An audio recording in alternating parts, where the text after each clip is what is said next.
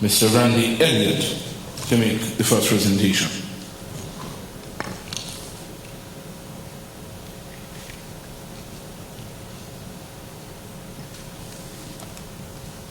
Good morning, one and all, and it is a pleasure to have you here this morning. Let me adopt the protocol that was so ably established before me by Mr. Chairperson, Mr. Ayers. This year, as we set our path for Agenda 2020, our second annual event under the theme, Connecting to Sustain Productivity Through Communication and Responsibility. This theme is one, as indicated by PS, is quite fitting for this year 2020. In 2019, the department was able to achieve most of its targeted objectives despite numerous challenges. A number of these challenges can be global, regional, local, and individual. Within the year, climate change affected the full potential of both crops and livestock production. Droughts and temperature increase hindered productivity. Monkeys and donkey damages can now be summed in the tens of thousands, not just directly affecting crops, but also changing the landscape and land degradation. Pests and diseases significantly affected the sector due to malpractices and, in some cases, the unavailability of medication in the livestock sector. Mechanical failures also affected the efficiency of our operations. The closure of Four Seasons Resort significantly affected the overall production and the offtake of commodities in 2019. In other cases, full individual potentials have not been harnessed from staff, investors, and farmers alike. In 2020, the department intends to utilize every opportunity to develop the sector through increase in investment, productivity, climate resilience, training, technology, infrastructure development, partnerships, readiness to provide supplies, and service efficiency. All of these must be collectively synced for food and nutrition security, import substitution, livelihood improvements, and sustainability. In 2019, the crop sector saw an overall increase in production of 6%. This includes our targeted crops, tomatoes, pumpkins, melons. There were over 40 farmers trained here in Nevis, not just through our allied agencies, but also through our officers in pesticide usage and safety, composting, soil conservation, and cost of production. The establishment of a 5,000 head operation was also established here in the island of Nevis, with the establishment of 2.3 acres of coconuts in the river. In 2020, the department and the division will continue to increase the numbers in the targeted crops. Training of 60 farmers would also take place this year. The establishment of over 5,000 square feet of greenhouse would be established in 2020. The establishment of 2 acres of citrus, 1 acre of avocado, 5 acres of fruit trees, and over 10,000 fruit and plants would be established in 2020.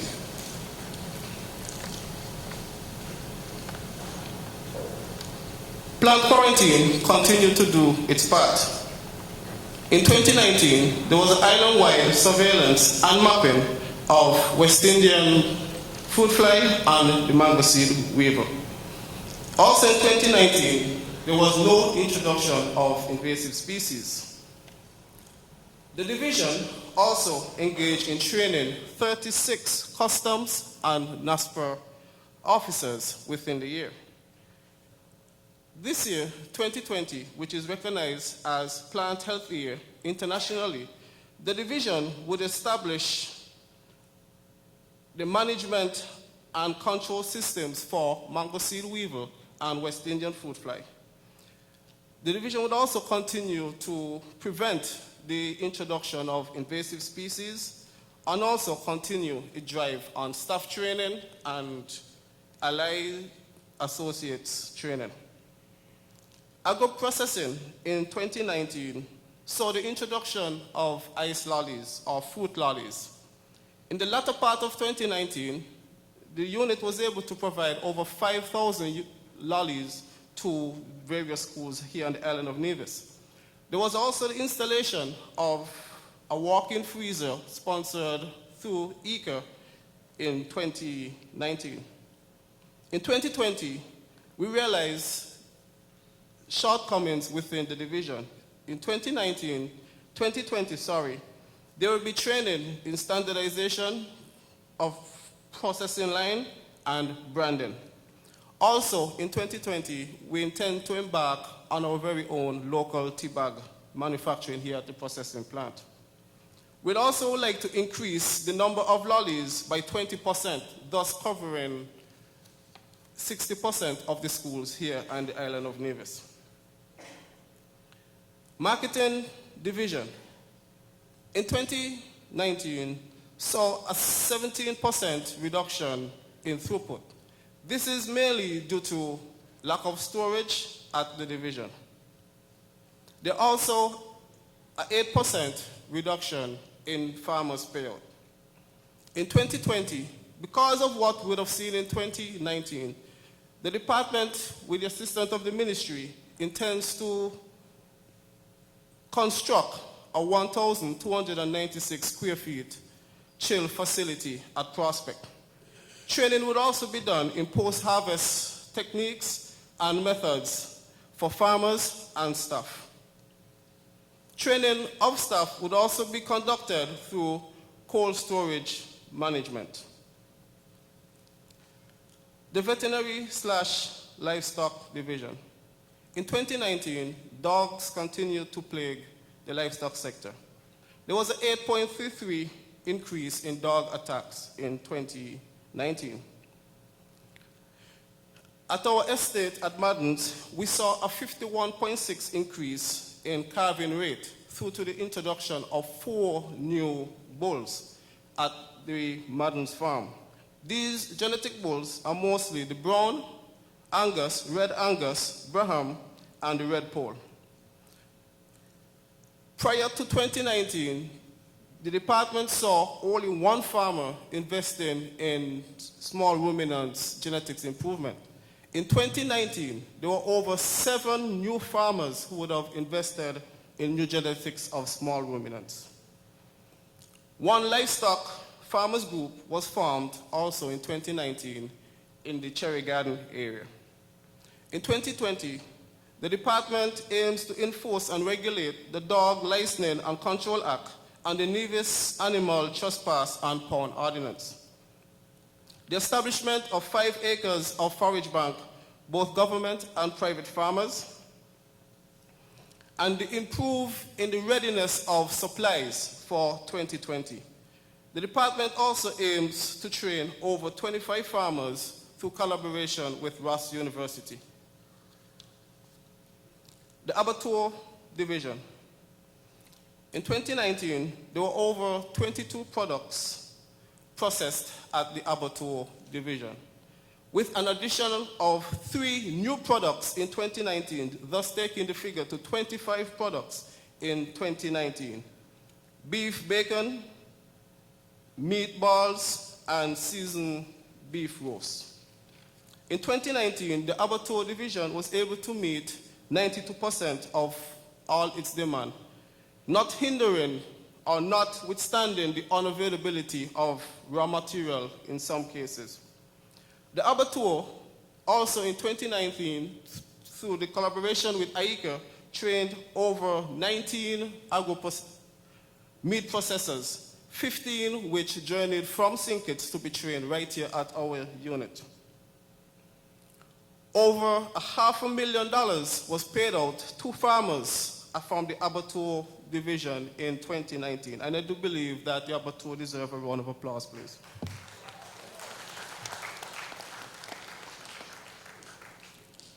Also, in 2019, the abattoir lost $50,000 in subsidies from cotton levies. In 2020, the abattoir plans to increase its market footprint by 3%. It also tends to increase its farmers' payout by 4% and add an additional 2 new products to its line in 2020. The department and our work at the department can never be successful without the efforts of our allied agencies.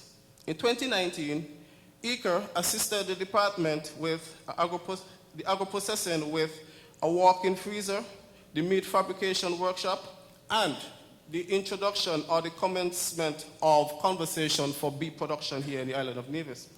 CADI assisted the department in training in climate change and building climate resilience. FAO funded 2 projects here on the island of Nevis, which will bear fruit in 2020, 1 greenhouse in Case Bay and 1 forage bank for the cherry garden farmers.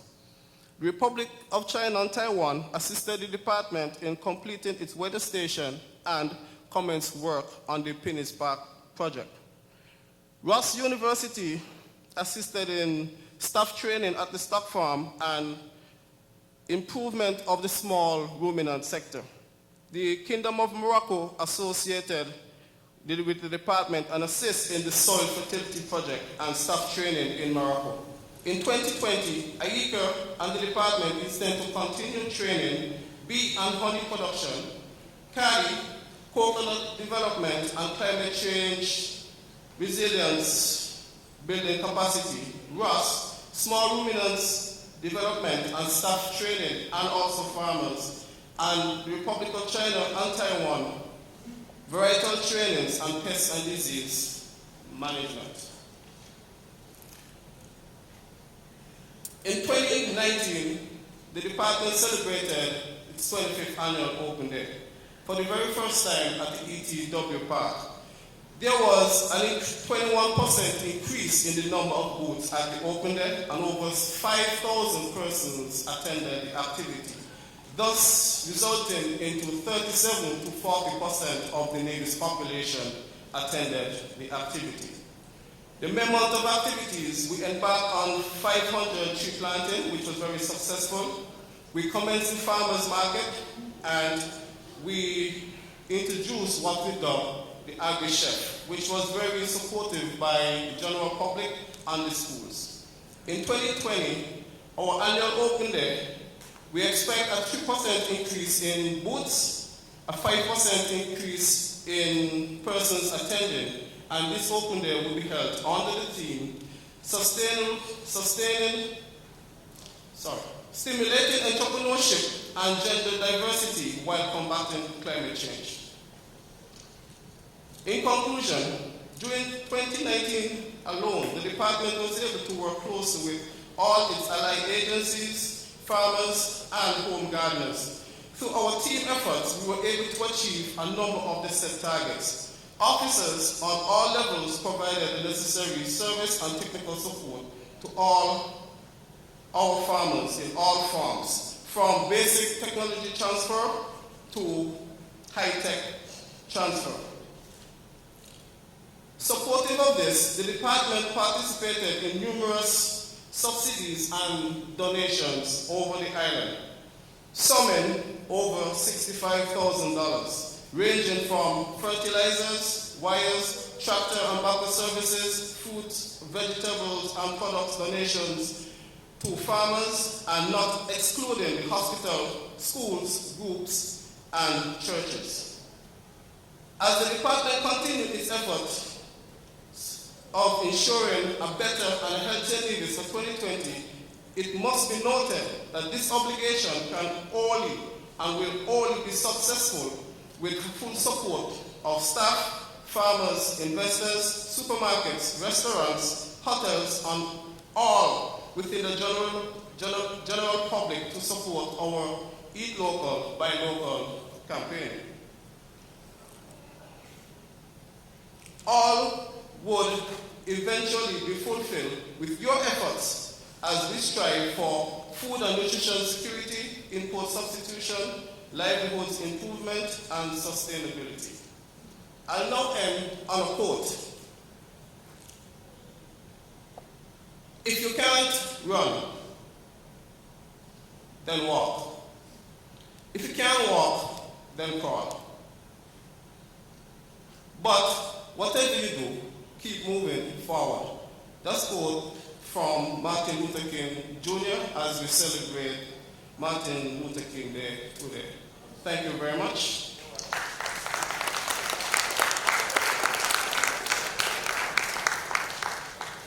Whatever you do, keep moving. Thank you very much, Randy Elliott, for the synopsis of the year under review 2019 and the expectations for 2020. Before the representative from Cali comes, we'd like to invite Minister Eric Evelyn to bring some greetings. Of course, Minister Evelyn is no stranger to the Ministry of Agriculture. Please welcome Minister Eric Evelyn.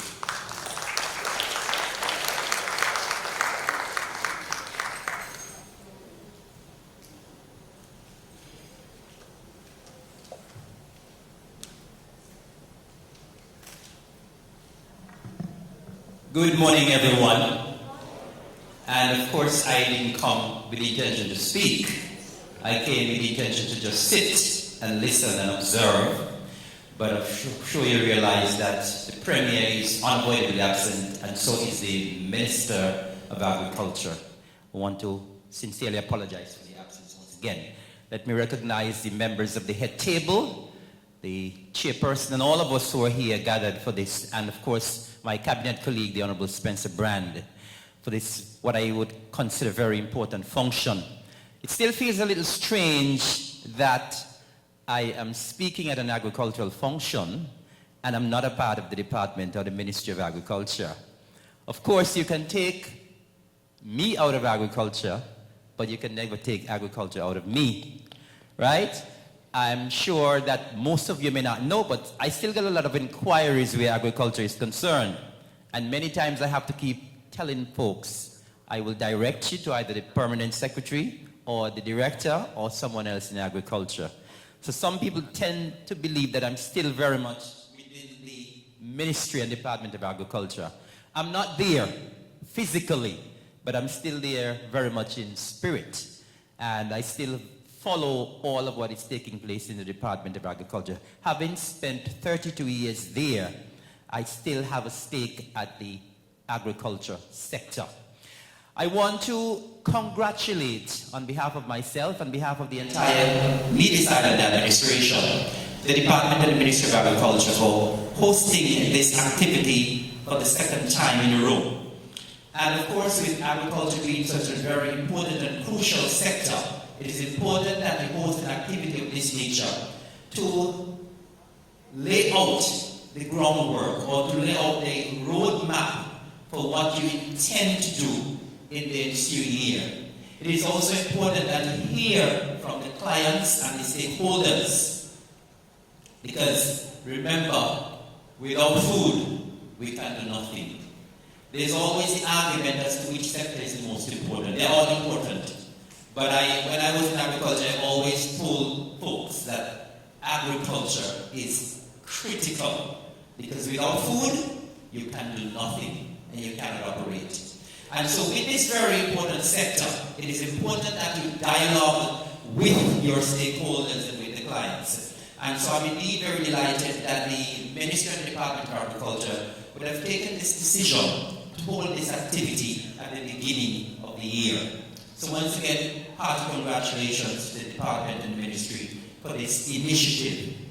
I want very briefly to just encourage the Ministry and Department of Agriculture to continue the great work that they've been doing over the years, to take advantage of all the technology that is available to you. Of course, we know that you are operating in a very, in an environment that's very challenging. We know all of the challenges. You heard some of the challenges from the permanent secretary and from the director. But, of course, with hard work and working together, you can achieve the challenges that are there. And, of course, I want to pledge the continued support of the Nevis Island administration for all of your plans and programs for the Department of Agriculture moving forward. We believe that the opportunity is there for you to continue to promote the industry, to continue to have more local products on the tables and the plates of divisions and residents. We have the confidence that you can do that, and so you have the full support of the Nevis Island administration. So once again, congratulations on this initiative, and I trust that the plans and programs of the Department and the Ministry of Agriculture will continue to prosper, and we all, as divisions and residents, could be the beneficiaries of such. Thank you, have a wonderful day, and God bless. May we all have a very prosperous and productive and healthy 2020. Thank you.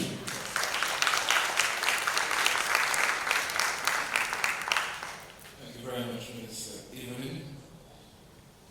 We will now invite the county representative, Christian Fleming, to the presentation.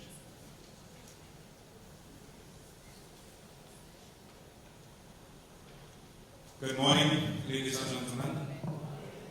Please permit me to adopt the protocols that was so ably established. I do want to open, setting our minds, a quote,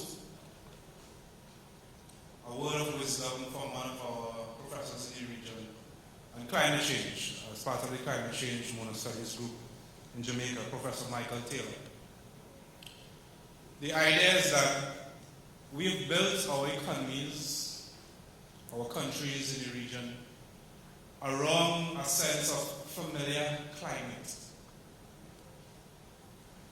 In the past, we know when we can expect rain, when we can expect the dry season, the hurricane season, and as such, we've built our agriculture sector, we've built tourism, manufacturing, construction, so to speak, around such a familiar climate.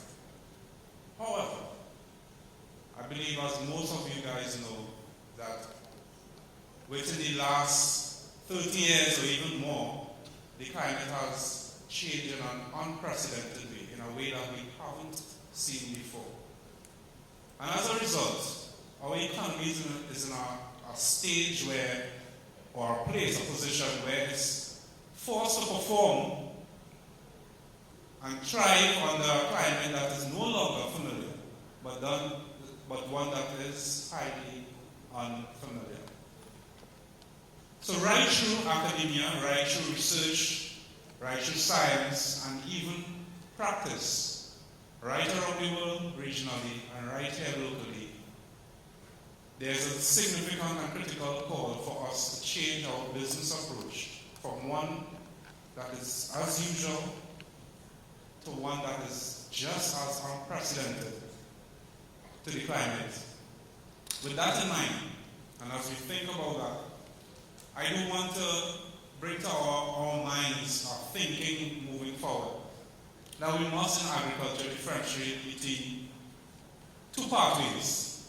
One, a pathway that is high input intensive, external resource intensive, one that has been coined and defined and practiced under the Green Revolution, starting since then, where the main thrust really was to enhance productivity, economics, meet the market demands, so to speak.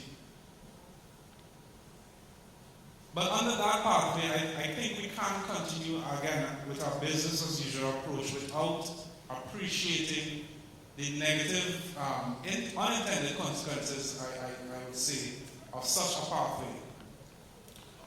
That's agriculture, one that is highly resource-based, very input-intensive. If we think about and we look at world statistics, and right here regionally and locally, such an agriculture has really largely failed to feed the world. The world continues to have chronic malnutrition and hunger. Right here in the region and around the world is the first time that obesity has outweighed hunger. And what it does say is that it speaks to the fact that no longer We can approach agriculture from solely a productivity or solely a productive standpoint, but we need to look at agriculture more than just the supply side, also to the demand side. What is happening on the demand end? Why aren't consumers, why aren't our people consuming the food that we produce? That's one. We can't negate the fact that under such a production, that there are instances where food is contaminated. It's really not safe. As we move along this pathway and as we approach and we look to enhance resilience, it often involves higher use. Under this pathway, under this type of conventional agriculture, it's almost always consistent with more inputs, more chemicals. How could we get more out of this space, which isn't bad in and of itself. But under such a pathway, it means that there's a greater chance, without other things in mind, for food being highly contaminated with synthetic chemicals, fertilizers, and pesticides. There's another way. And I believe that we are familiar with that. We are blessed in the region because we have resources, abundant endowment of resources, sunshine, fertile lands, and very critical is knowledgeable people in our farming sector. So with that, I also want to introduce the second pathway, which is a pathway that is away from input chemical intensive pathway to one that is knowledge intensive, closely resembling that is organic agriculture. I'm not purporting organic agriculture here solely, but what I'm purporting is an agriculture moving forward that is ecologically intensive, ecologically mindful of the environment, mindful of human health, and mindful of the fact that production alone would not cause us in this region, in this part of the world and globally, to be nutritious consumers. Such an agriculture, as I said, is very knowledge intensive.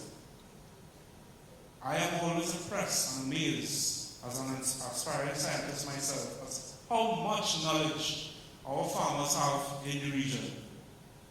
And our folks of the past, we know for a fact that there are so many generations of knowledge and information that has been lost. Beneficial plants, beneficial insects, crop cycles, crop rotations, those things that can both enhance production as well as enhance and give back to the environment and sustain the environment, so to speak. Ensure healthy food, ensure that we are saying buy local, we are saying contribute to the local economy. But under a very high chemical or input intensive pathway, as we produce more food, and as we try to meet the demand and the increasing demand and opportunities, the large opportunities that we have right here in St. Kitts and Nevis, I'm almost sure that we will see our stats as we increase production, as we increase how many lands are allocated to agriculture. There will almost be a direct relation with how much inputs are being pumped into our soils. Could we, in such a small island federation, could our environment, could our people sustain and strive under such an archetype?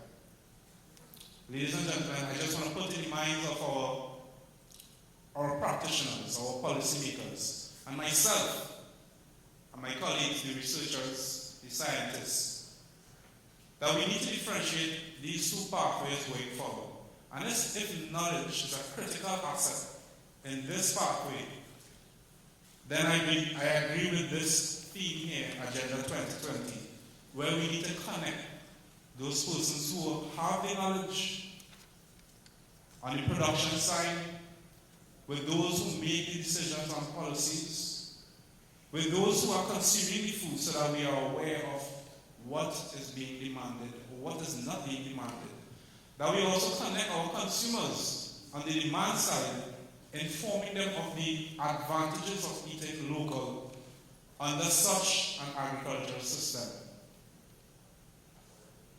I believe as we do that, we will see the needs, the clear needs for communication, how we can enhance communication around such a value chain approach from the demand side, from the production side, right up to the consumer side. Also, the farmers, connecting farmers who are knowledgeable more and more. It is shown around the world that one of the greatest barriers or constraints to the adoption of any technology, any technique, is the lack of knowledge. And it isn't that the knowledge isn't available. Oftentimes, the persons who have it aren't connected with those who need it the most. And then lastly, on this point, is that it defines the responsibility of all of us, the actors in the agricultural sector. For me, starting with me and my institution as the research arm of the agricultural sector in the region, it means that we need to largely rethink our approach to agricultural development in the region. And if there's one going forward that we want to see knowledge is generated, is practiced, is implemented and adopted, then no longer we can continue with our business as usual approach in research and academia.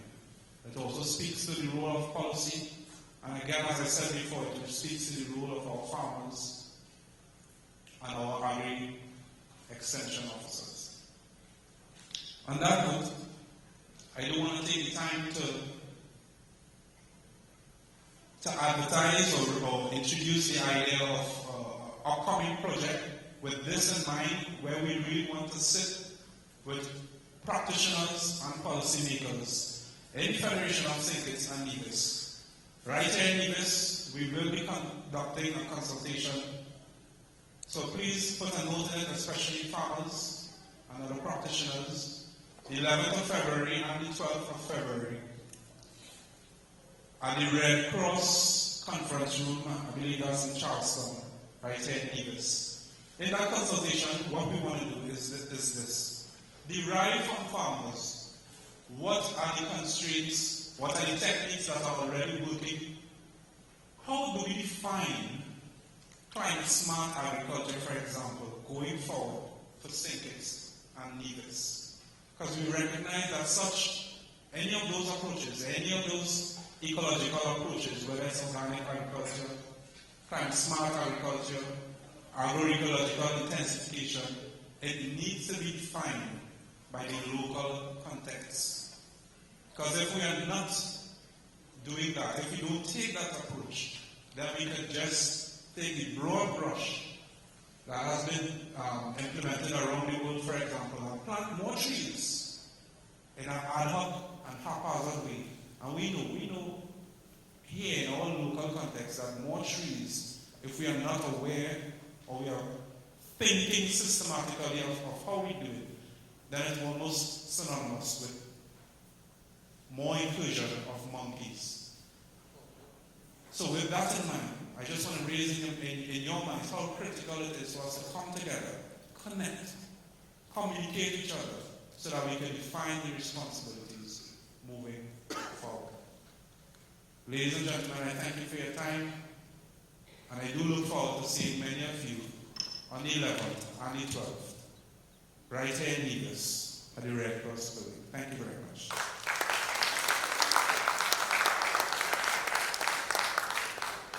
Thank you very much, Mr. Fleming, for your presentation. Look at how agriculture responds to climate change and its related activities, how we use our local knowledge in advancing agriculture, and the importance of connecting to sustained productivity through communication and responsibility. At this time, we hear from Mr. Daniel Arthman, who is going to bring the farmer's perspective.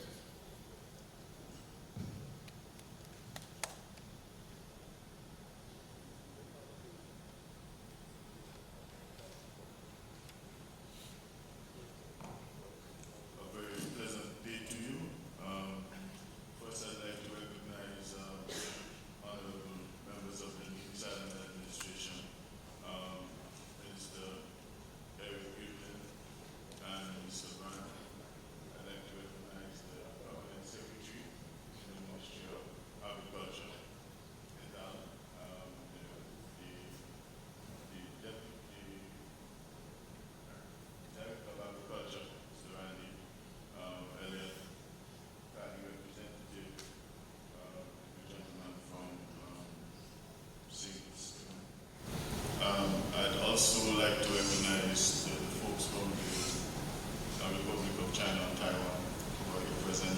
other professionals, brothers and sisters who are farmers. First, let me make it abundantly clear, I cannot say I speak for all farmers. I provide a perspective of some of the farmers. I really appreciate the opportunity that was given to me by the Department of Agriculture. I must say that that's the base of my education, my professional activities, having spent 20 years in the Department of Agriculture. And so it is good for me to be back in agriculture in a real sense, in a practical sense, using some of the tools and techniques that I gathered along the way. I was asked to speak on this theme, connecting to sustainable productivity through communication and responsibility. And so I see some keywords: connecting, productivity, sustain, and responsible. You know, they jump out at me because I dare say that those are the tenets on which an interaction between the farmers and a ministry, a department, a country and its people builds for some of the critical building blocks that enable a country to do a number of things. Let me relate to a few issues, and there will be only three that I'll respond to. First, marketing unit throughput decrease. That saddens me. It saddens me because in 1991, with monies from the Canadian International Development Agency, some $120,000, a marketing unit was established, and I happened to be the first marketing officer. And after a tenure of about 5 to 6 years, we were significant throughput, a very Nevis model, as it was touted and still is, show the agro-tourism linkage. And to tell me today that, or any farmer, that we are having a situation where there's a decline, it means that there is an issue, whether it is an issue of productivity, connectivity, sustenance, or responsibility. I will leave that to all of us to decide. The second issue I wish to address is the vagaries of the weather. From a farmer's perspective, it's not easy. You and I know that over the last 20, 30 years, we have seen a greater frequency and a greater intensity of both man-made and natural disasters. Man-made in that people let their animals just more their livestock. And natural earthquake, floods, hurricanes. And so this has significantly impacted all aspects of agriculture, whether it be crop agriculture, livestock, fisheries, bees, production, flowers, all aspects, the vagaries of the weather, higher temperatures, sustained high temperatures, technologies that don't necessarily get a chance to bear to the full potential, the fact that we depend a lot on seeds that are imported, which are somewhere modified, and there seems to be some pleasure in some of our persons in just backhoeing everything. The guinea, mango, so there was a time I can remember that there was a need to get permission from the Department of Agriculture. I just see mango tree today and then it's gone tomorrow. So the vagaries, man-made and natural, those are serious problems. And I think that is one of the areas that affects the output. I must say also that the last area that I want to address is food security. What does this mean to the farmer? Does it mean the same thing to the Ministry of Agriculture? What is the government's perspective on food security. Today is a good day because today there is turbulence in the ocean. And so what it means is that a lot of persons who would get into their vehicles and go to St. Kitts to purchase produce from another OECS country would be affected. How does that affect food security for us? It's just a question. There are more questions than answers. The second thing is that we can recall when the Dominican boat came here, and we not only got them here, but we made money from them. They came and they were allowed to stay in our public markets in the afternoon from 2 o'clock to 6 o'clock, and they were only allowed to sell wholesale. And then our persons, our farmers were able to go and sell retail thereafter.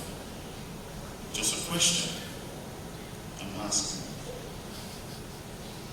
Are we going to wait until disaster strike to be concerned about matters of food security? Like Puerto Rico? The Bible says that we should consider the ways of the ants, which stores up their food for rainy day. Now, from the perspective of the farmer, I would like to bring our minds back to 1970. In 1970, prior to August 1st, Nevis was the place from which most of, St. Kitts, for example, got most of its fruits and a lot of its grown provisions, that which is now coming from Dominica. We lost 190-something persons on the MV Christina, and I'm sure that no less than about 40 of them were farmers, or what we call hucksters or turners. It is important that we understand that there was a time when what we call the Westman or vesselmen from the French islands, they bought cattle, donkeys, pigs. Those were exports from Nevis. There was a time when the MV effort went to St. Thomas and St. Croix, and it was filled with produce from Nevis: yam, kush, banana, breadfruit, avocado, and things like that. I'm speaking about food security. Are we in the same place? No. I'm a Nevisian. I'm 60. That's a couple of years ago. So the question we're asking is that from a farmer's perspective, are you saying that something has gone dramatically wrong with our soil? Is it our competencies? I was an extension officer. I remember that it was supposed to be, from a farmer's point of view, there was method and results demonstration. We came, we worked with the farmer, we showed them the method, and then they worked with us, and then afterwards we will return and we look at the results together, and we took it to another place. Now, from a farmer's perspective, I'm here to ask, have we broken down our relationship to such an extent that we cannot do that again? Just a question. There are more questions than answers. And finally, I'd like to say that there should never be a critique without suggestions. So I'm suggesting, like the Director of Agriculture said, that there was a time when the Nevis model was considered the best practice. And this is still Nevis. And I'm of the humble view that the time is now. The place is here. You, the farmers who are here today, you must let your voice be heard. Not with rancor, but with respect. And that your suggestion should be brought to the attention of the department and organizations like CARDI that did, on-site research, on-farm research. We don't see them now. They drive around in Jeep, they come in and things like that. And we need to see practitioners again in the field with us. I think it is important that we need this money, that we examine what we had, that we invest ourselves, one, to make sure that we lead by example. Where we farm responsibly. If we're livestock farmers, we have a place to farm our livestock before letting them go wild and destroying other people. If we are crop farmers, that we sow responsibly, and that we make sure that we understand the farming system. The farming system means that there are some fundamentals. You need to be consistent. You need to be productive. And your price must be reasonable. I am saying that us as farmers, we have to think, look within ourselves. There are more questions than answers. So ladies and gentlemen, other farmers, fishers, foresters, other aspects of agriculture, I think this is a good time for us to make a determination to look at those areas of agriculture that are within our control. And then we can if we brighten our corner and become good stewards of those areas that we have control over, then we can approach the government and respond and deal with them for matters of subsidy. Because I used to always say, at least in the time when I was, the farmers used to have a problem with me because I was working for government. And as a marketing officer, when you're a marketing officer, when you do good, no one remembers. If you make a mistake, no one forgets. And what I used to say to them, do you think that the farmers can afford to pay for a marketing officer? Think of that. Because what was happening, I was N33 to 38. And that's not an entry-level person. And what we're saying is that in order to be able to do all of those kinds of things, if the farmers had to do that, a little cess which was imposed, some were up in arms about it, but it showed them that it was something that was well worth it. Because at one time we had over $125,000 in accumulated funds there from farmers trading. 40 to 50 farmers in this country. That's the kind of thing that we have. So I'm saying we can go back to a place, not go backwards, but go to a place back in reflection and move forward, knowing that we, the farmers, it starts with us. We must be responsible, we must be communicative, we must be productive, so we can have sustained production going forward in the best interests of agriculture and food security for this country we love.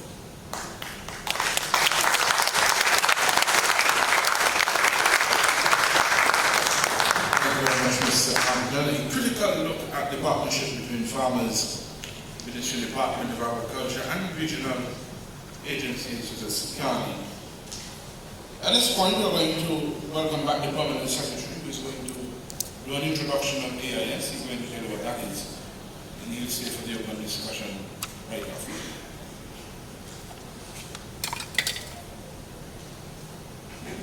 Good morning once again. I'm going to talk about a platform, a digital platform that we're seeking to introduce. As I look in the audience, I see my good friend Steve Reed, who's the Chief Extension Officer. He tells me that from the time I got into agriculture, I kept talking about this digital platform. Steve, it's closer to reality than... Basically, this is a platform, and I want to piggyback on Mr. Fleming's presentation as he talked about knowledge-based agriculture. This is a platform that seeks to bring together all of the information that is ordinarily collected. The information from our extension officers, the information from marketing, the information from quarantine, and seek to put it in one place. Because this information is collected and siloed, if you want to put it that way. So that when Mr. Elliott, or the Deputy Director, wants to make a decision, he literally has to call 6, 7 people sometimes to get the information that is required to make a decision. Decisions are based on the knowledge that you have. And we're seeking by this platform, we're calling it AIS, which is Agriculture Information System. We're seeking to, when officers go out, for example, they have a tablet, and I want to thank at this time the UWI Food and Nutrition Project who promised or pledged to give us some 8 tablets so that our officers can go out in the field and collect the data. Once they put that data in the system, it's all sent to one place and it's accessible to all the decision makers. When we started this project, we were really thinking about making sure that marketing has the necessary information so that they could tell Rams and Best Buy and Four Seasons that what we have available. But when we started delving into it, we realized this can actually be a production system. It is a system that allows us to monitor crops from their planted all the way to sales. We have the capability as well of adding on livestock information. It has the capability of doing so much more, and literally every time I'm here and I'm talking about the program, there is another layer that we can add that would enhance the decision-making capability of the persons in agriculture. This system, once employed, will be able to better project the supply and sales of produce, advise farmers of production advantages as well as the importers on the importation requirements. It can tell you that when Mr. Evelyn, for example, comes for a concession or comes to get duty-free, we know his level of activity and whether he qualifies for a duty-free concession on a vehicle. We want to be able to deploy and better deploy our resources. Just because Mr. Evelyn comes and, sorry to pick on you, Mr. Evelyn, but just because Mr. Evelyn comes and says he wants an extra half acre of land to do some livestock farming, and we realize over the last 10 years he has had 1 cattle, doesn't make any sense. And a lot of the decisions we say, okay, because you and I are friends, I might be leaning towards making a decision in your favor. And this is what this system is geared towards, to make sure that when we make our decisions, we make the best possible decisions. We've been working on it intently because we've been working on it for maybe about 4 or 5 months. Prior to that, we've done some research, and there's a platform in St. Kitts that we examined as well, and we found that while it did some good, it didn't go as far as we wanted it to go. So hopefully, well not hopefully, definitely in this quarter, we're going to be able to roll out this program, and we're hoping that our farmers and stakeholders would buy into the program and assist in deploying so that we can make the best decisions possible using the agriculture information system. As I speak about that, I want to join with Mr. Atherton, the historical perspective that he presented, and the possibilities are quite sobering. And today, we were supposed to have quite a few persons from the Ministry of Agriculture and St. Kitts with us. And because of the weather conditions, they're not able to join us. And these same weather conditions, I've been thinking this morning when I got the call that they can't make it. These are the same weather conditions that affect the container ships that bring our food. And we as leaders need to be able to be in a position that when these adverse weather conditions affect us, we're not in a position where we're literally sitting at the port and waiting for a container. We're supposed to be able to go by Mr. Brand when he starts his farm and say, Mr. Brand, can I have a head of cabbage, please? Well, of course, we're going to pay for it, but definitely we want to be able to be in that position where we have the resources on the ground to feed ourselves for a good period. I'm not saying that we don't want the containers because, of course, they have certain specialty items we cannot grow here. But we are indeed, we need to be in a position to make the best decisions for our island. And that essentially is the basis of the launch of the Agriculture Information System. At this time, we should have had a representative from the supermarkets to give us their perspective on agriculture and what is needed for 2020, but somehow all of them fell ill today. So we're going to have and now go into our open discussion, and the floor is now open, and for us to make comments, questions, observations, and hopefully one of the three esteemed gentlemen on the panel will be able to answer your questions, comments, or observations.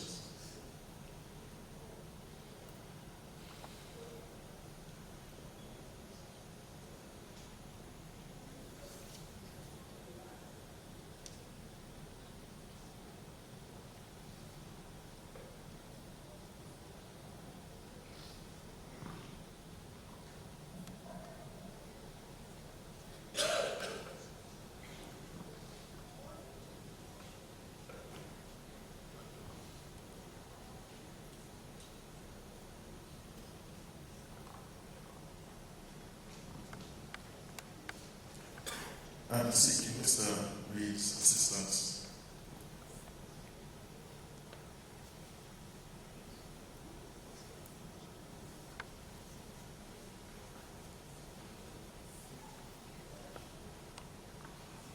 Thank you very much, gentlemen. This has been very interesting. I'm going to talk about a few perspectives here.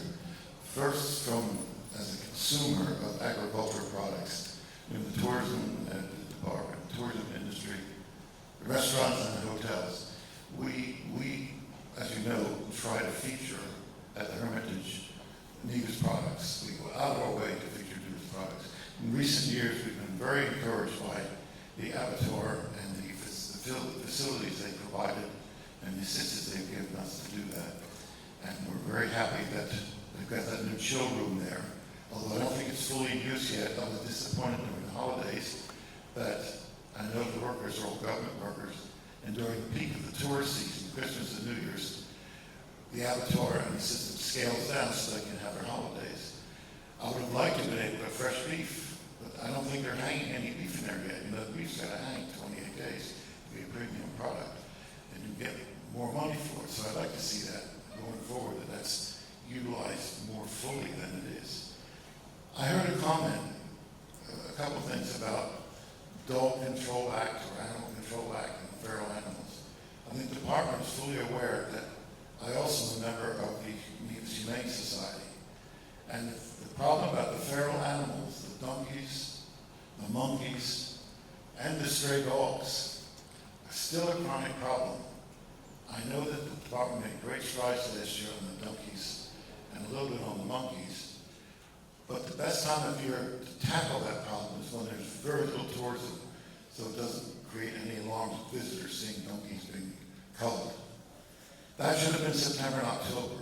A lot was done, but I'm not sure, but I was told that that had to be cut back because of financial constraints, regulatory constraints, because finance couldn't provide money for ammunition, new ammunition.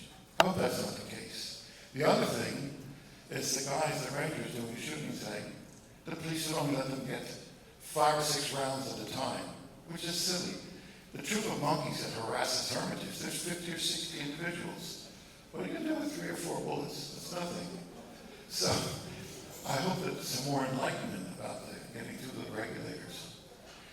The Dog Control Act, it's a shame, but it is chronic in Nevis. I don't think it was ever an issue as much as St. Kitts as in Nevis. But here Even up to yesterday, we have a rabbitry at Hermitage. We raise our rabbits. As many of you know, we feature rabbit on our menus regularly, and we're encouraging other hotels and restaurants to feature rabbit meat.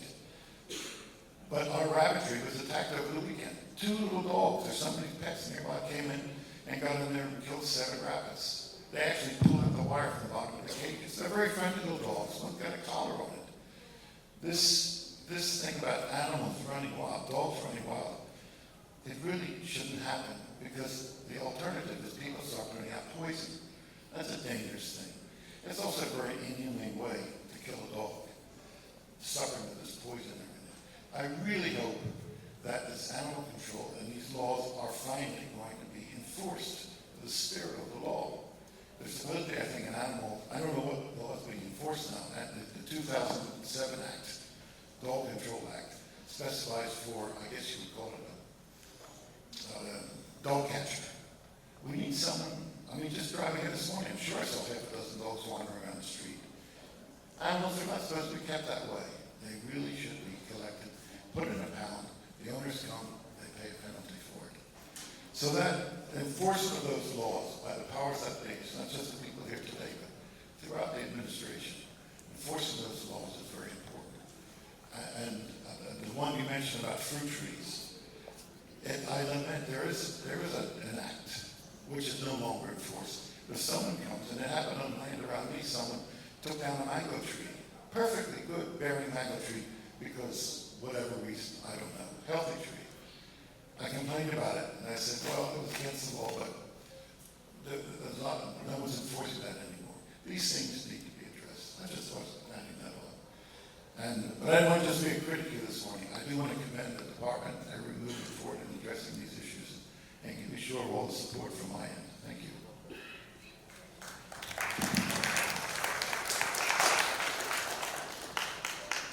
Thank you. Do we have anyone else? Please indicate by raising your hand. Good morning. We hear food security for our island. I want to know what is, and AIS along with it, what is being done in conjunction with health to secure the wellness of our nation.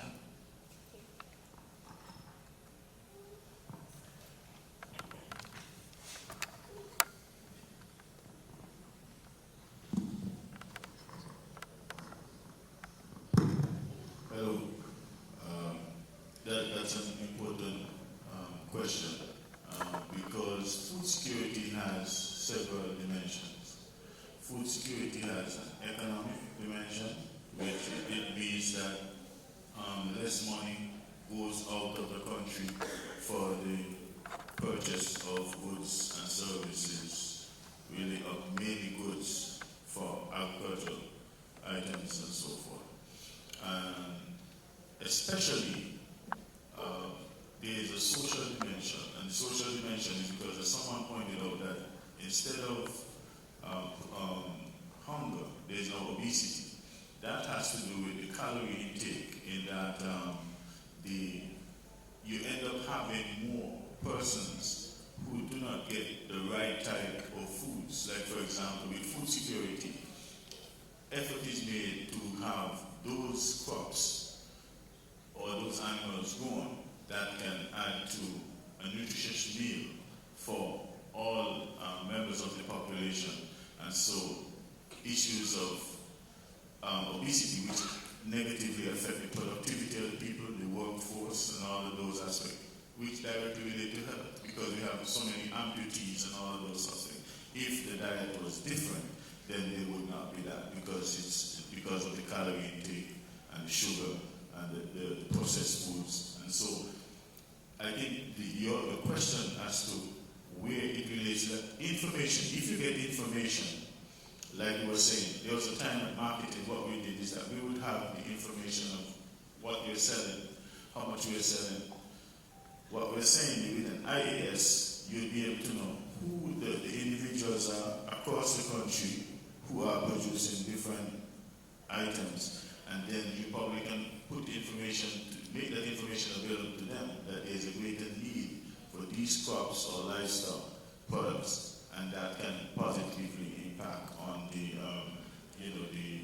health aspect as it relates to food security. That would be my contribution from farmers. I think you asked what is being done in that aspect. And yes, one of the dimensions of food security has to do with nutrition, how food is utilized to ensure that we get the most nutrition out of our diets. And I want to sensitize you to at least one project I know that is being done in conjunction with health, as well as the primary schools here in Nevis, as well as in St. Kitts. The title of that project is Improving Household Nutrition and Public Health in CARICOM. And that's in conjunction or being implemented by the University of the West Indies, I believe the Caville campus, Barbados, together with, I believe it's McGill University out of Canada. And this is being funded by IDRC, a Canadian funding agency. And the gist is they are working together with the primary schools, and in particular their school feeding program, looking at the menus that are being developed going forward to ensure that there's a nutritious component, that the diet that they are instilling in our school children are in fact leading to healthier lifestyles in the future. So I believe that's the gist of that project.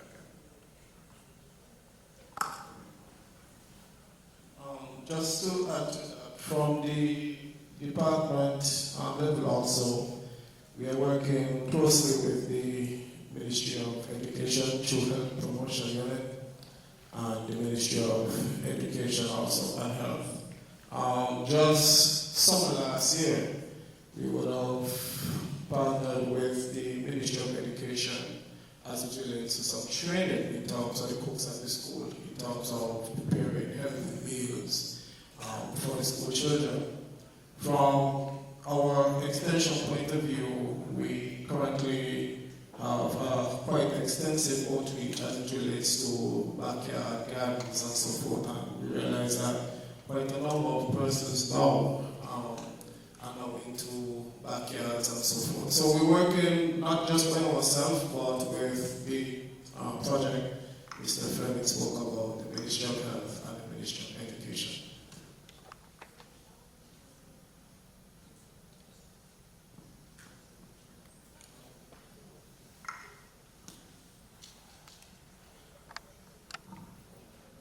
Thank you for the information. Mr. Daniel made reference to the 70s. That's a long time ago. We didn't have so much expertise as now. My question is, I'm a bit confused. Are we doing better now with our expertise, or it was back then? What's the difference? What happened now? Why we not feeling sinking and feeling us? What is it now, please? Is the data there, please?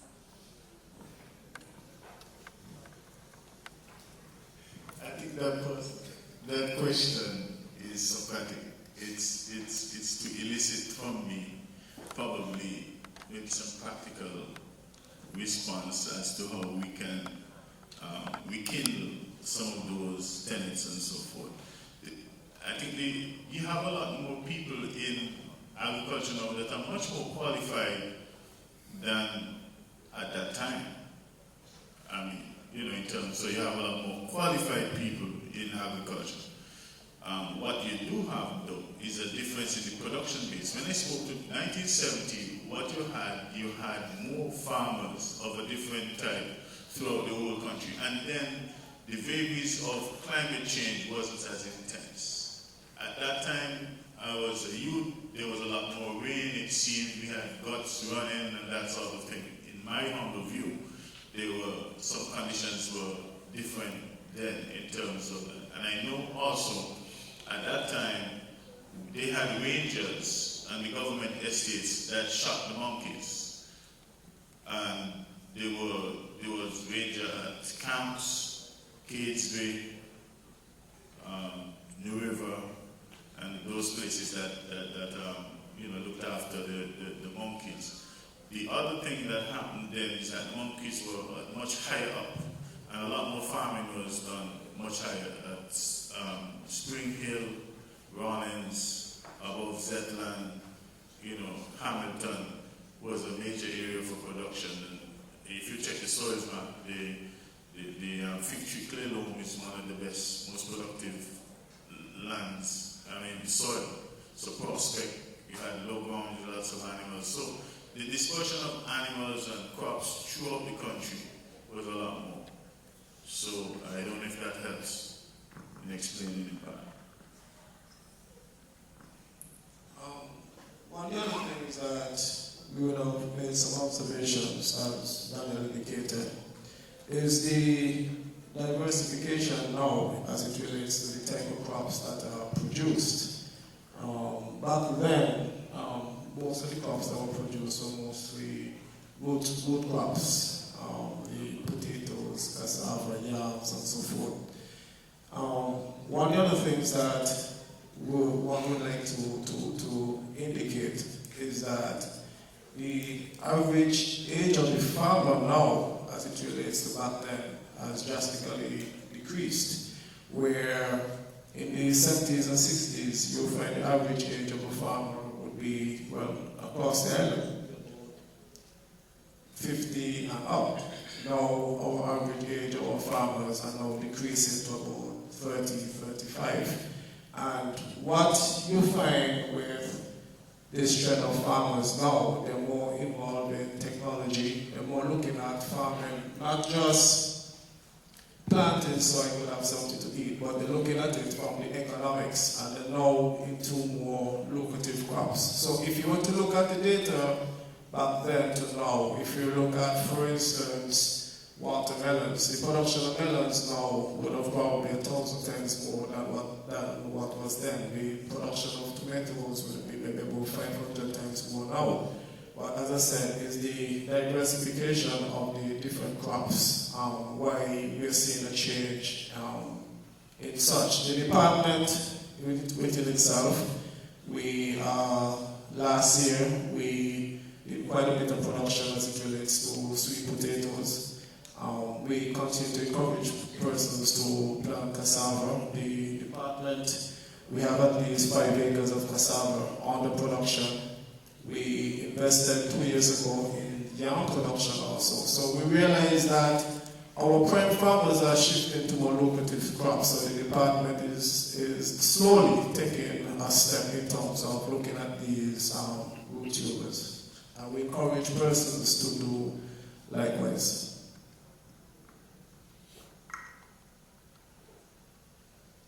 Greetings.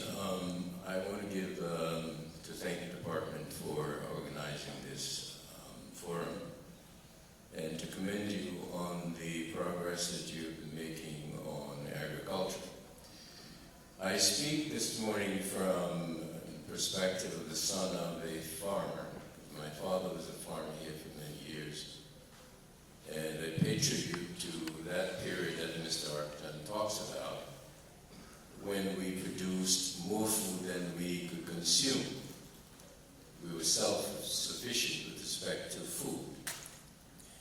And so I have a couple of questions. One is to Mr. Elliott as to what is the long-term vision for agriculture in Nevis, coming from a history of being able to be sustainable and self-sufficient. I know we talk about the short run, 2020 and stuff like that. And in the age where technology is now available to us, unlike we ever had, our decisions certainly should be data-driven. And so I'm interested in what is the long-term vision for agriculture. And the second question I have is for Mr. Atherton, as to whether or not there is an existing organization of farmers on Nevis currently functioning at the moment.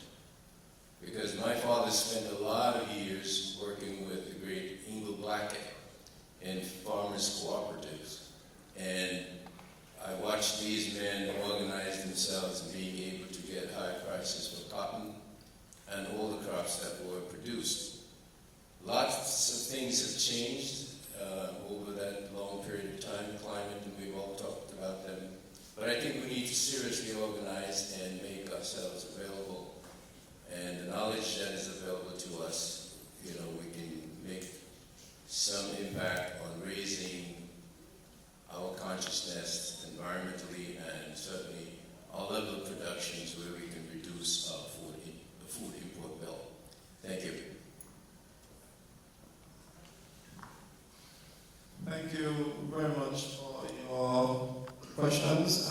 Well, I realize you pose a question to me as it relates to long-term vision for the sector of agriculture. Presently, as we go forward with the sector, what we find that it changes as you move along. So we would look at a 5-year plan, and at the end of the 5 years, whether or not we would have accomplished what we would like for the 5 years, then we move forward. Some of the things that, for instance, that we would like to do, and we have been doing, if you were to, and as you said, you grew up with your dad here at the island of Nevis, is that Nevis was once loaded with coconut trees, and you realize as you look around, you're not seeing much coconut trees now.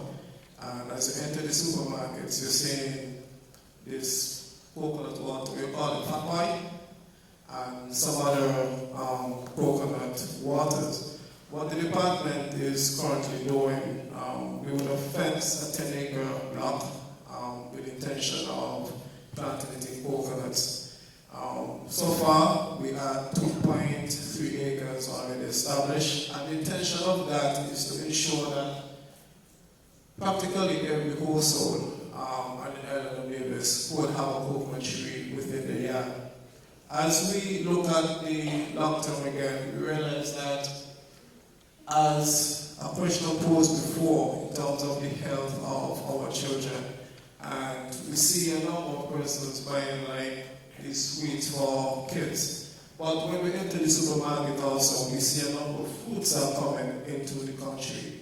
And the department is embarking on production of the fruit trees.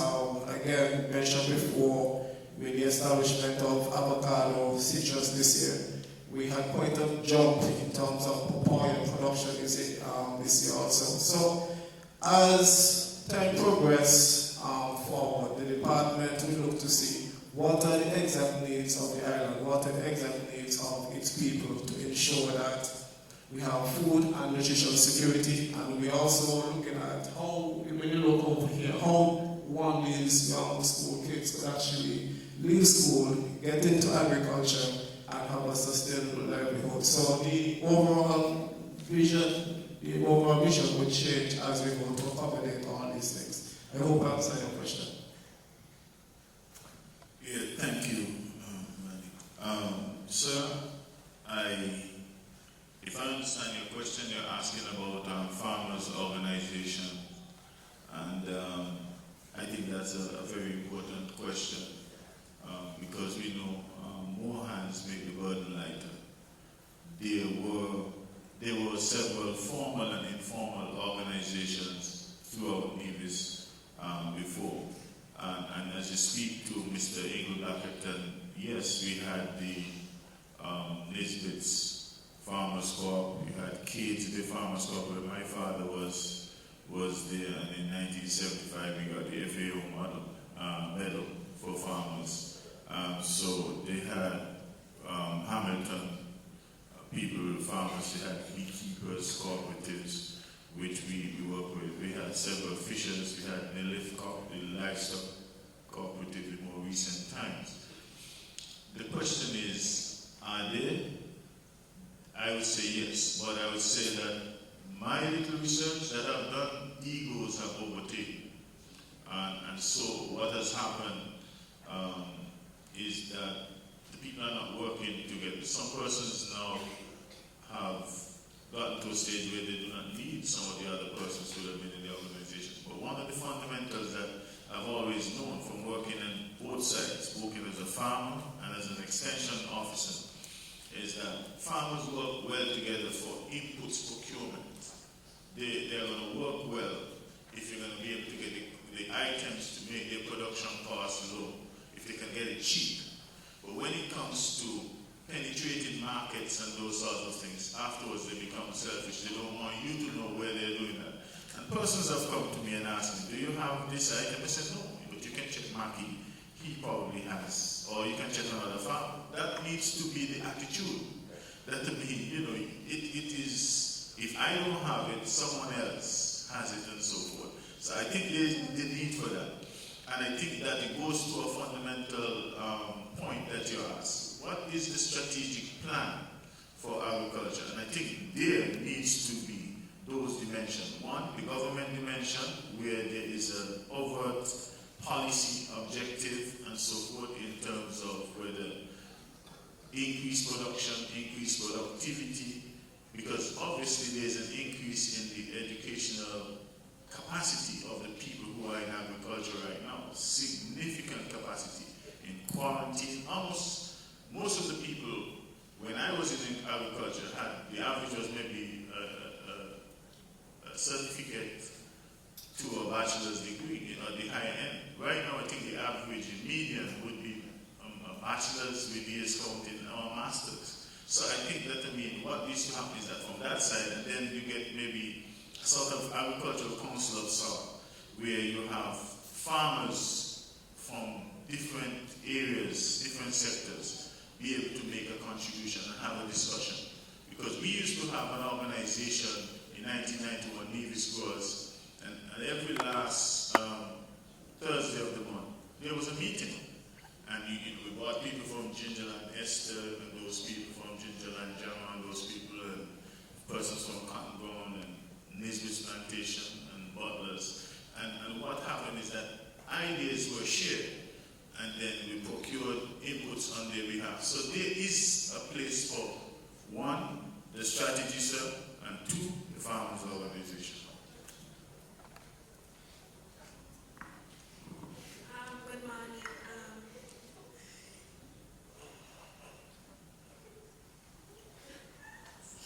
As the students of CSS, we were wondering when our greenhouse would be fixed. We as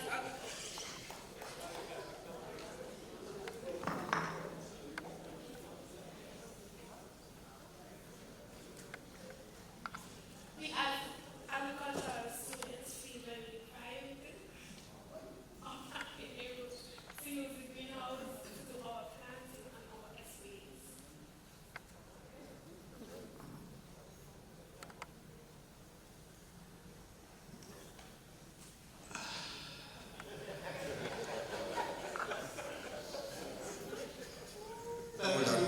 Hold a second, there's another question. I'll have both.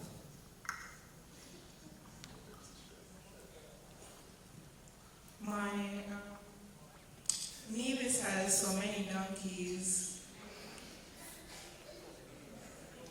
Why not find somewhere to market them and try to make a profit after seeing that we have so many?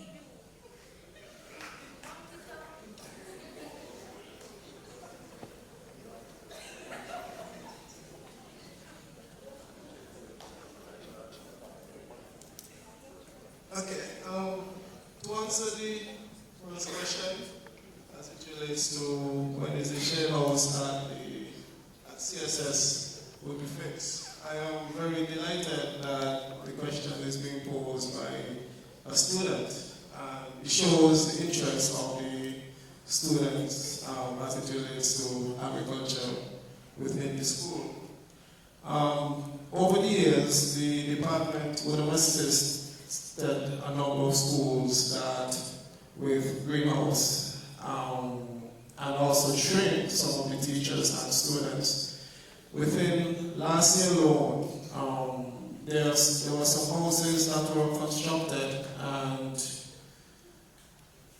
well, let me not say lack of management, but I think in some cases, destruction from school children themselves that would have destroyed some of the structures. But a request was made by the Ministry of Education, and we were able to fix the greenhouse in the Charleston Primary School, and we were able to do the one at the Gingerland Secondary. Charleston Secondary, which is the school that I attend,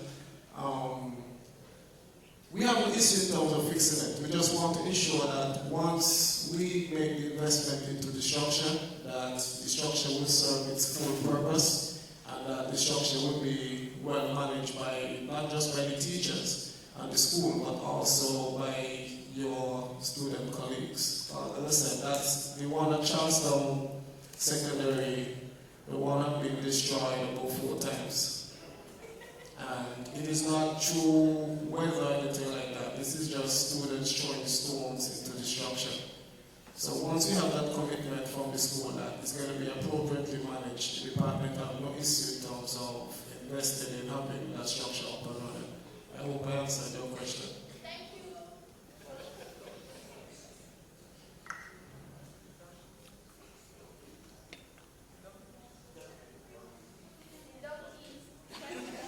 The second question, as it relates to the donkeys, I remember as a boy growing up, everybody wanted a donkey to ride. Now everybody wants a car or a SUV. Yes, we understand the fact that because of persons not wanting to utilize donkeys anymore, they no longer have owners. The population somewhat got out of hand. There are areas, Dominica for one, would have shared an interest, but logistics in terms of having them delivered there is another issue. There was a program sometime back where some was taken to Sickets for research purposes also. But as it relates to having it done on a large scale, because having it done and shipped out, it is not something that we have looked at yet. Okay?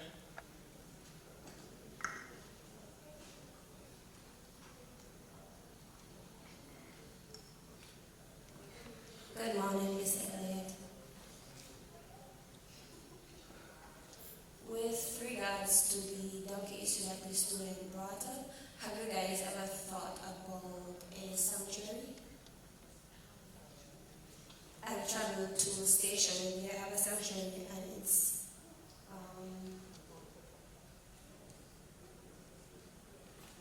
like a tourist attraction, and it's also set up that the donkeys have food to eat and water available. I'm not sure if that's a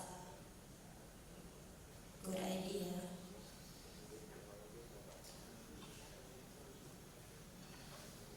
That option is something that was looked at before. It was a discussion held some time back with the department and Historical and Conservation Society, along with 1 or 2 hoteliers. I know if you drive to Montpelier area, there's an area there that you see a sign marked Donkey Sanctuary. But one of the concerns that one would have is in terms of financing, in terms of how would it be maintained, and land being a limited issue here in Davis is how much lands can we really commit to the sanctuary, and how many animals we will be hoping to have within this sanctuary. But it is still something that could push forward for additional discussions, but as I said, funding would be one of the key issues, because you want to ensure that the donkeys within are well kept and well maintained.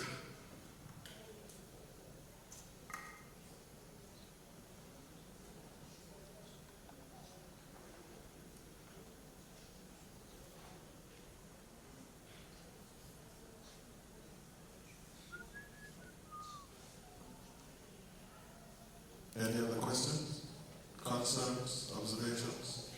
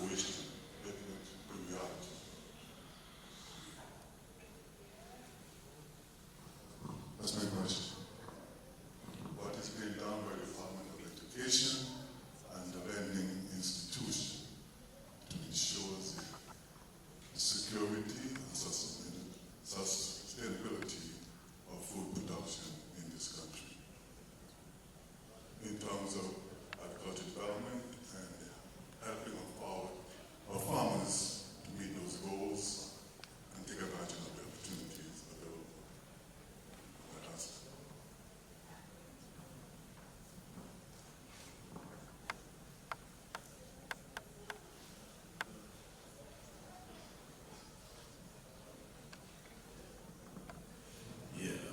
I think that's usually one of the fundamental questions that is often asked, because life is like a pipeline. You must have persons who are interested, young people, persons who are entrepreneurial in spirit, and then who want to go into agriculture, whether it's for service or for profit. And so, if I understood your question, you were asking educational institutions. Were there any? Lending institution. Learning. Lending. Oh. Yes. Wow. I'm sorry that I have to be answering that right now, because the lending institution is that they're supposed to be institutions that lend a helping hand, but what they actually do is to help with a lending hand. When they help with a lending hand, what happens is that you might not be able to pay for the loan. But when you lend with a helping hand, it comes integrated. I'm speaking to no specific organization. I'm just saying that, if you want truth and, the power, I just got to say it as it.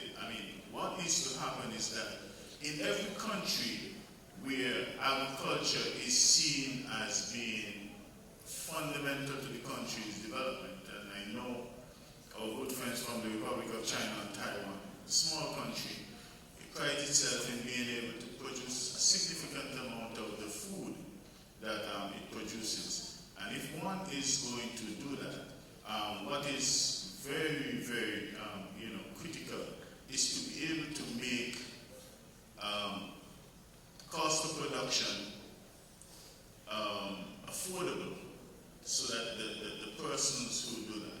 In some countries, Malaysia, Israel, and some other, India, some other places, what you do have is something that's called a pioneer program, or special considerations.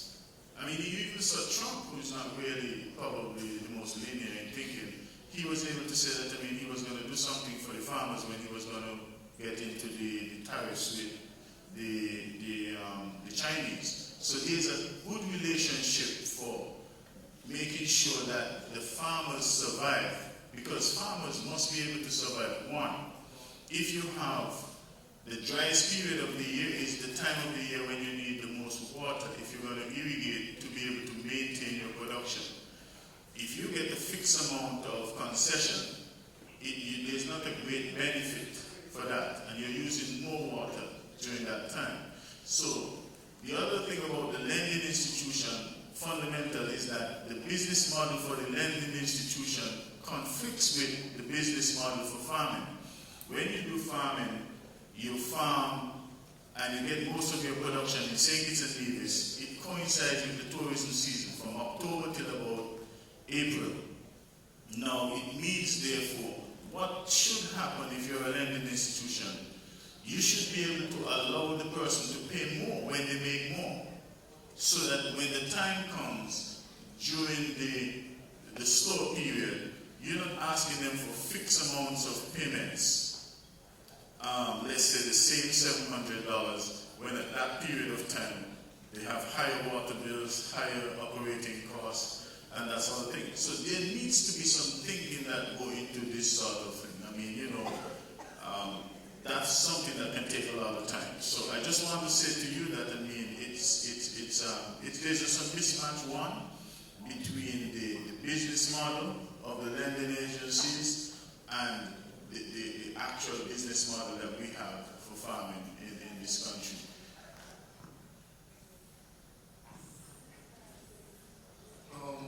Again, just to echo what Mr.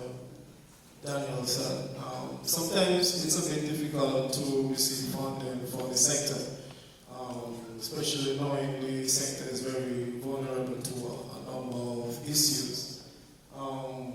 But still, there are one or two individuals, one or two, I guess, in this room that I see would have put in place comprehensive plans and comprehensive proposals together and would have succeeded in terms of financing for what they intend to do. And I think that's what the lending institutes, at the bottom line, they are concerned in terms of how they're going to get their monies back at the bottom line. And agriculture being so risky, they're going to look at it very tediously.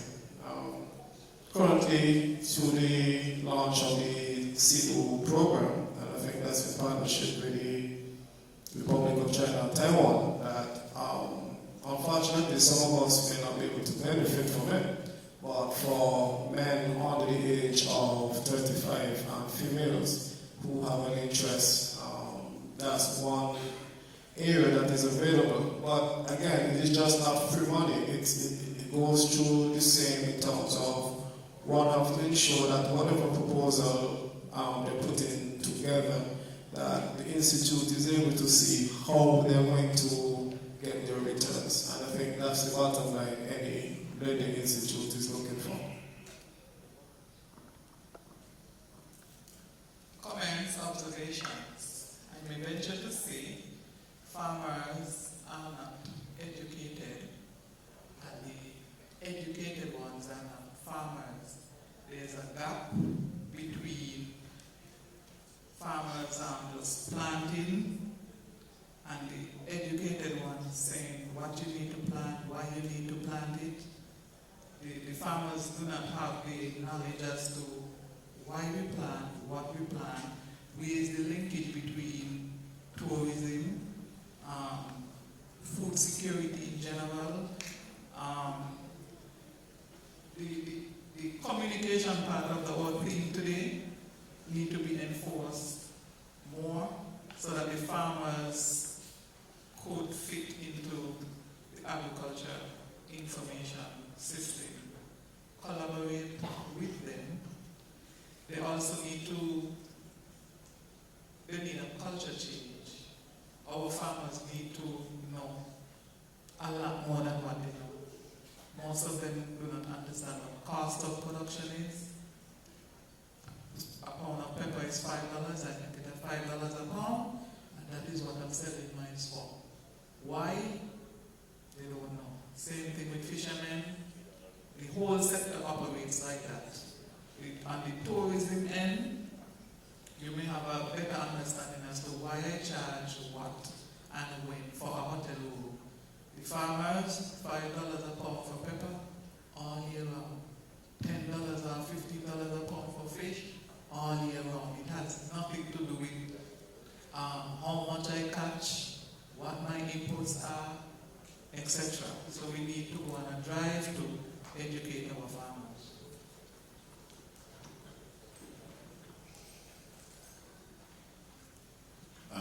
Good lady, I'd like to ask that you consider the width of the question and the depth, because it makes a very absolute statement about, and I don't think that's totally true. What I do know, that there may be some persons who find themselves somewhere in the continuum, and a lot of them are, because that's what life is. It's usually the average measure that is the most frequently occurring. So there are going to be some persons who are educated, who are doing farming. I think those are the ones that you really want, not those that are educated. Because when we went to school, they told us they were desk culturists and they were agriculturists. I did agriculture, as one of my first years of learning. And so it is important to understand there's some persons who just do a better job having a bunch of keys and so forth and giving a lot of instructions. some persons do a better job who are out there practically sharing. And I remember Brother Freeman, one of our farmers, as an extension officer, he would say to me, you know, that's the right approach. Because you see, when you go into a farmer's land, you don't go in and stand up with your hand in your pocket. You go into the farmer's plot and so forth, and you walk with him and so forth, and you find things to do and ask him questions, not tell him things. The first time I went to Rollins and met Fordy Liban, he told me, listen, I don't want agriculturists in the land because Mr. Blackett, they make me leave, you know, 2 tons of cane out there. I had to earn my entry into his land thereafter. So I think it's better to say that, I mean, there need to be that mix between, you know, the education and the practical, you know, the practitioners. So I think they need to be the mix. It should not be just someone who is in a high tower with knowledge who feels that they can give instruction.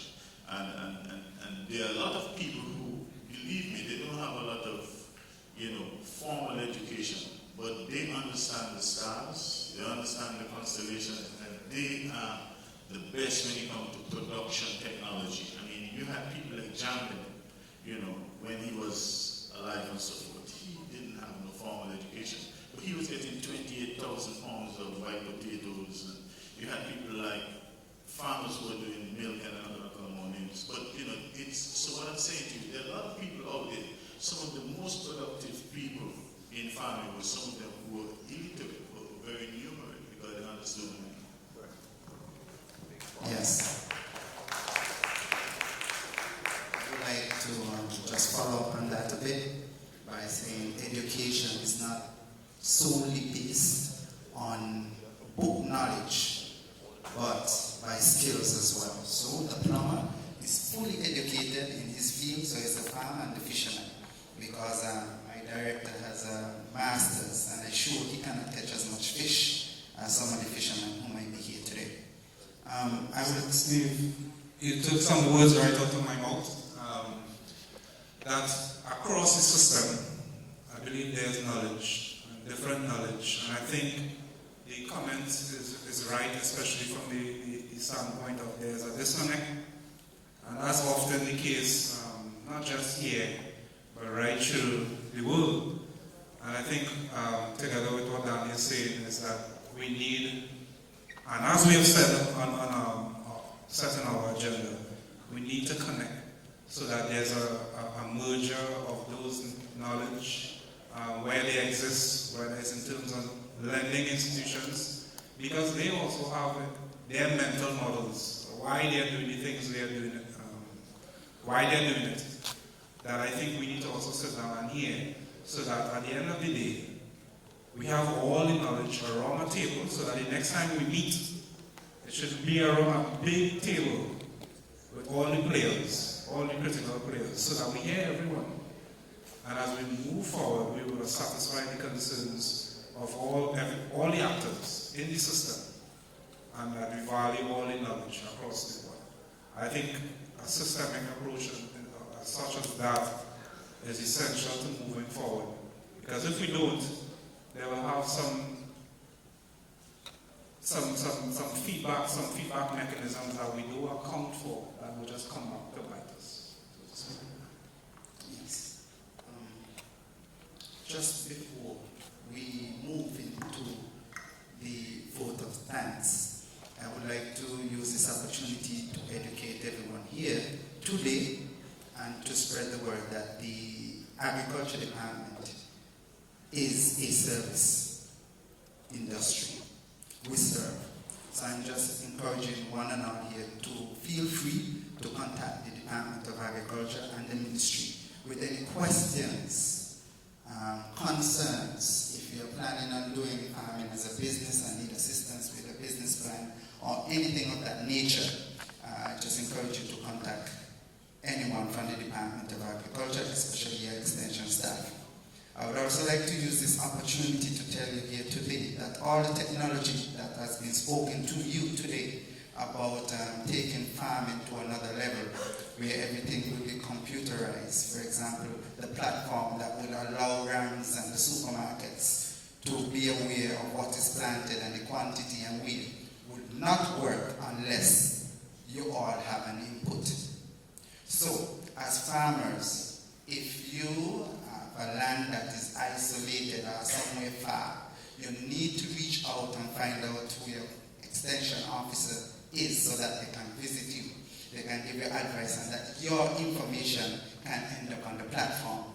Because if on the platforms that we only are meeting a 10% quota of our demands, your production will not be included unless we know about it. So encourage us by contacting your extension officer.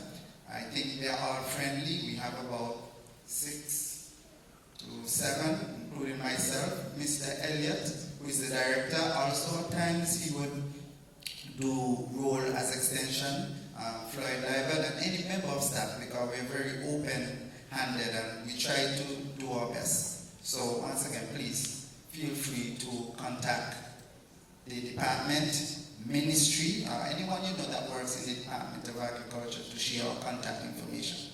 Thank you. Thank you, Mr. Elliott, and thank you for moderating our discussion phase of our, we have one more question it seems, so we'll provide that opportunity.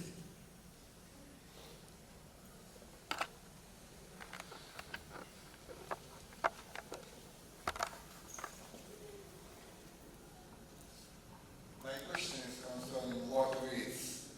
As a farmer, I've been using water, but then somebody asks, the seniors, they don't want to say what the rate is, whether it's minus 4% or what. But what I want is, all the farmers on the island, do they have the same rate, concessionary rate, or is it different about farmer to farmer?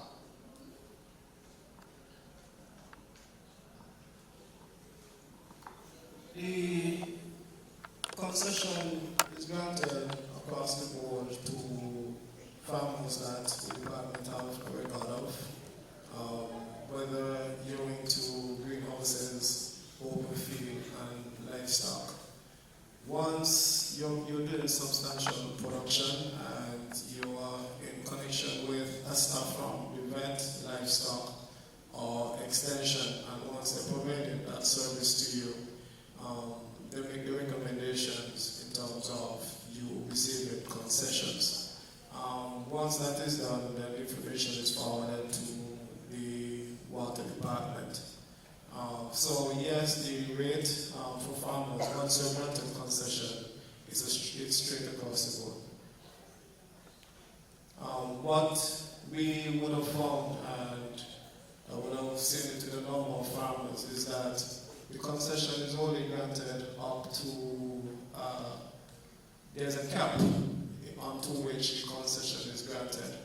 I think up to 10,000 gallons. But one of the things that we observe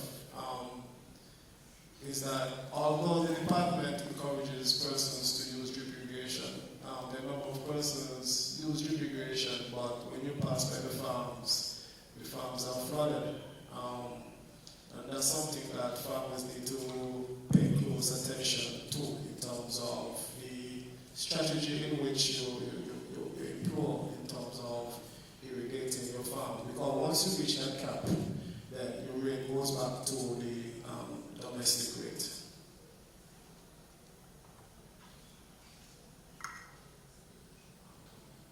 I'm Sally Paris from Rollins. I need help with the monkeys. We have too much monkey up there. We need help with the monkeys.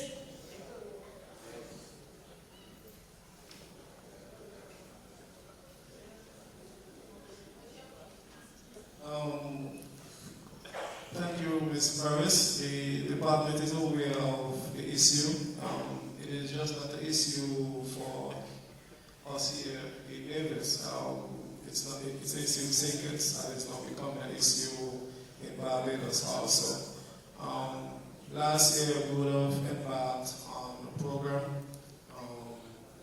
We got some level of some reduction as it relates to damages. This year, with the assistance of the Republic of China and Taiwan, we will start to fully compile, and we're hoping that farmers give information freely as it relates to the damages sustained by monkeys, because it's only through data one is able to write projects and seek the necessary assistance. So the department is working closely with the ROC as it relates to the collection of data as it relates to damages. And again, I'm asking farmers to be truthful and open in terms of sharing this information, whether to the ROC technicians or to the extension officers. But the monkey is not just a quick fix. It is something that needs comprehensive and strategic planning, because you will realize the monkeys are very intelligent. You do one thing and they counteract it with another thing. So it's something that the department is working with, and we are pleased that the ROC will be working closely with us. But just for farmers also, we ask you to do your part as it relates to protecting your investment also, whether it be through electric fencing, whether it be to traps,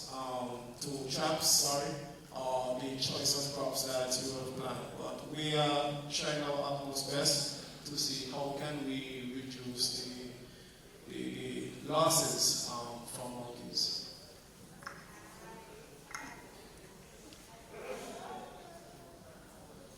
Once again, thank you very much. I truly enjoyed our session here today. More importantly, I really enjoyed the discussion that we had.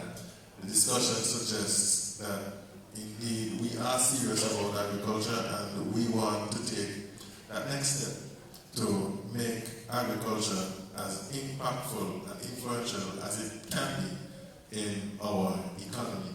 And this time, I invite Mr. Chairperson to give us the vote of thanks, but just before that, there's one comment by the Director of Agriculture.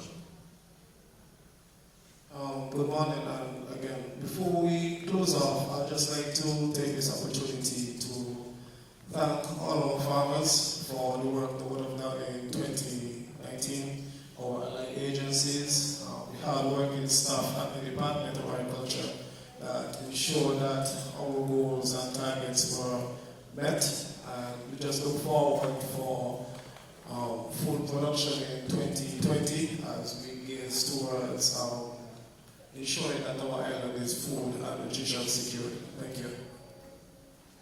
Thank you very much, Mr. Elliott. Let me, on behalf of the Ministry, Department of Agriculture, say the heartfelt thanks to the members at the head table for your presentations. To the members of the audience, thank you for gracing us with your presence. Farmers, stakeholders, Mr. Ward, thank you for improving God's presence. Just want to encourage the students that are here that there is a career path, a career choice, a career opportunity in agriculture. It is not the doom and gloom that many of us think it is. It can propel you to greater heights, and we have had opportunities where we have spoken to farmers who have told us of how they supported their families through farming, sent their children to universities through farming. So farming provides a golden opportunity for economic benefits. There is a display on the outside. If you haven't seen it, please take an opportunity to visit the display.